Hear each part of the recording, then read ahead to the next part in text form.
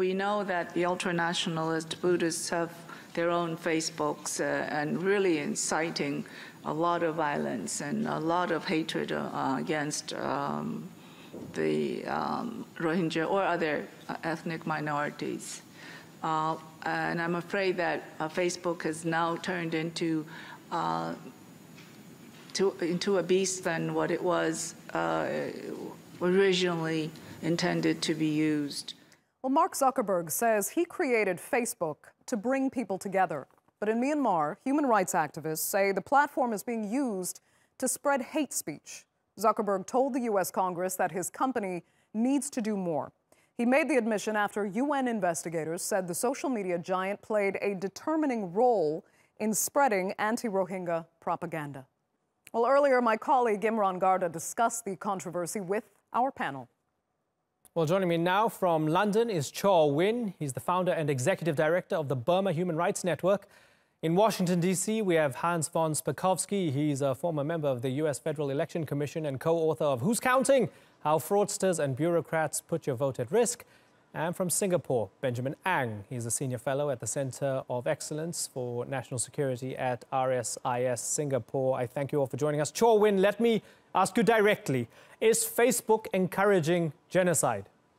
I will not agree with this directly encouraging, but it has been a tool for the perpetrators to use to spread hate speech and to use very effectively. And one of the weakness from the Facebook side in order to failure to tackle down and to stop this kind of hate speech, it's also contributing in this hate crimes and also genocide in Burma. Okay. But I will not agree directly, blaming on the Facebook on this way. Yeah. Okay, so Benjamin Ang, Facebook's good at flagging porn. Sometimes it mistakes, I don't know, sculptures for pornography and things, right?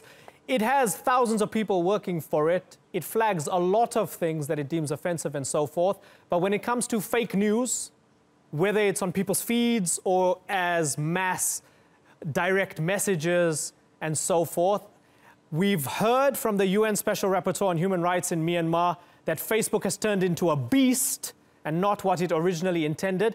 Does Facebook bear some responsibility for what has gone on with the Rohingya people, Benjamin? Right now, it doesn't look like a legal responsibility, but many people would say an ethical or moral responsibility because of the sheer reach and power of its ability to communicate. It has a monopoly on people's attention, and therefore some responsibility must be had for the information which is being spread on it. Hans, ethical, moral responsibility, has Facebook failed? Well, no. I think we should keep in mind that the problem with setting up Facebook as a censor is that it's one thing for them to stop messages that incite violence, and I certainly agree they should do that. But when it comes to people expressing their opinions, even if we find it very distasteful, the problem with that is you then put them in the position of making decisions that have political consequences. And I would remind you that we had a question yesterday. As you know, the head of Facebook is testifying before the U.S. Congress. And one of the senators yesterday asked him about the fact that Facebook has censored the content of conservative web pages and conservative content, including 24 Catholic organizations, but they have never done that to sites that have liberal points of view. And that's the problem with giving Facebook the power to censor political content on their sites. Yeah, so Cho, do you accept that? It's a free speech platform. It's a social media network. On top of all of that, they don't have many experts in the Burmese language, for example. So yes, fake things might proliferate on Facebook, but is it Facebook's job to keep up with it? Let me elaborate here, explain something, because my organization has been working on monitoring on including Facebook. There are many ways we are monitoring on hate speech in Burma. So what Facebook is social media is one of the things we are focusing on. And on Facebook, there are so many failures from the Facebook side, which is, they don't have enough people on the people to tackle down all those kind of hate speech, and also the lack of language expertise. And also there is another problem as the government influence. During 2010 and 2010 to 2015, our experience is those who are reporting to the hate speech account has been blocked. So that's very funny, very shocking, you know. Those who are spreading hate speech, their account never happened anything. So, and also after the 2015, this position little bit changed.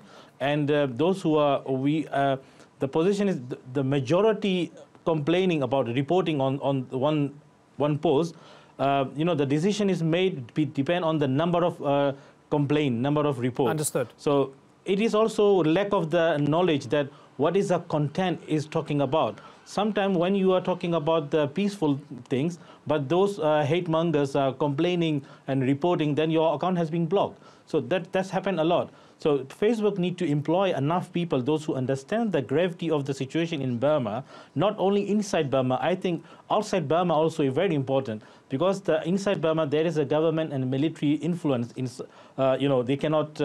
They have to face this. So outside Burma also very important. And also one of the key problem here is the freedom of the speech. So definition of the freedom of speech and the hate speech and also dangerous speech. So right. We need to define here what is the consequence of the freedom of course, as a human rights activist, I strongly support for the freedom of the speech. But at the same time, Burma, we need to understand the context and the situation in country Burma, what's happening in Burma. Okay, so got it. That's a very important totally fine line here. Okay, totally understood. Benjamin Ang, for those who might draw a historical parallel with, for example, Rwanda, and say, well, a lot of the calls for killings and calls for genocide happened over shortwave radio. Was radio more than just a tool? Should it have been shut down? Is Facebook just that equivalent? Is Facebook just radio? The radio of Rwanda, is that what Facebook is in Myanmar? Facebook would love us to think that they're just a radio. But honestly, their talk about free speech is marketing speak.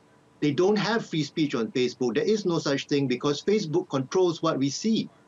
Facebook's idea of free speech is what will get more clicks and more advertising. So to depend on Facebook for free speech is futile. It's really, and they're a business. They're not a NGO on a crusade to save the world with free speech. They're out to make profit. So if any country's government says, look, if you don't follow what we are instructing you, we'll close you down, they'll comply. They are not our champions of free speech. They're a business. So we shouldn't be naive to think that they are going to be saving us from any oppression.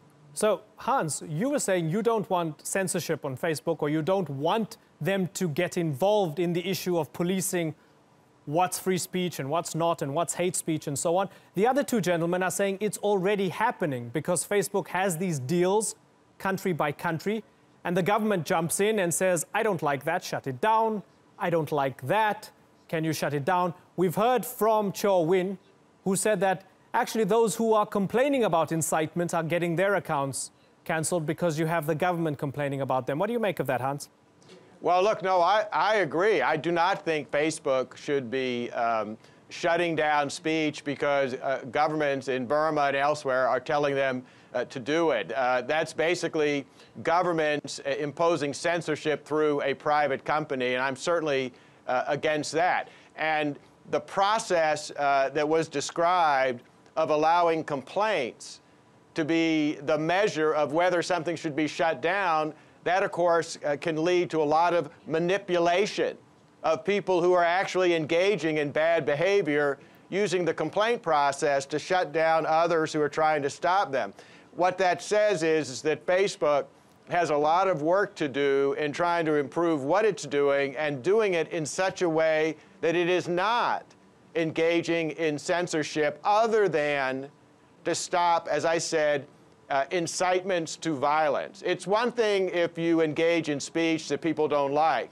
It's quite another to say, well, you should go out and kill people who you don't like. Right. One is okay and should be acceptable even if we don't like it. The other is not. What about a step before that? I just want to ask you, ethically, I guess, as well, and maybe even legally, Hans. Just a step before the incitement to violence, you have a lot of fake stories that come out that say that the other side is doing terrible things.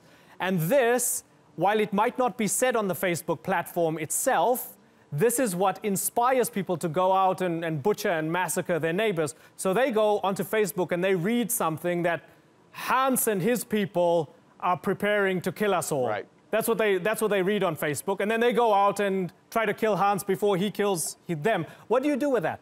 Well, I understand that that's a problem, but I don't think the answer to that is setting up some ultimate authority who's going to decide whether the news is fake or not. The answer that we tend to give in the United States to speech that we think is wrong is more speech. And I think what you do when you the way to counter that is with more speech. And I would tell you, sometimes it's hard to judge whether something is fake news or not. There are many media sources in the U.S. that do so-called fact-checking, and often the fact-checkers at different media sources disagree on whether something is true or not. Now, that's true. Okay, so very finally, and I'm sorry because we are terribly out of time, Benjamin Ang, you're shaking your head in disagreement. Final response from you, sir.